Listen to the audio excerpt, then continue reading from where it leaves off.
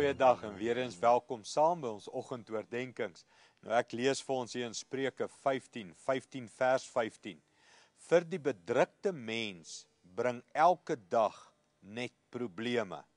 Vir die blymoedige mens is die hele lewe 'n fees.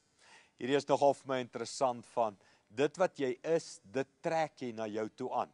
As jy 'n bedrukte mens is, hy sê dan word elke dag net meer voller en voller van probleme. Dis nie asof daar meer of minder probleme is nie, dis iets van jou gesindheid. Trek net die probleme na jou toe aan. En dan die teenoorgestelde sê hy, vir die blymoedige mens is die hele lewe 'n fees.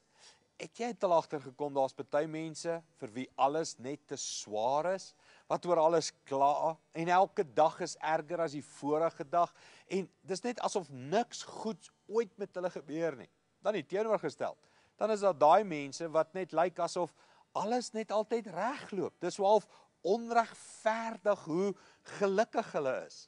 Wel, dit alles lê in jou gesindheid, en jou verhouding met Jesus.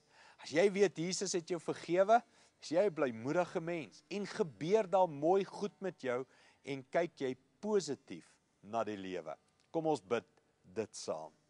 Hemelse Vader, maak ons blymoedige, positiewe mense, oor wat Jesus vir ons gedoen het. Jesus het vir ons gesterf, ons sonde is vergewe.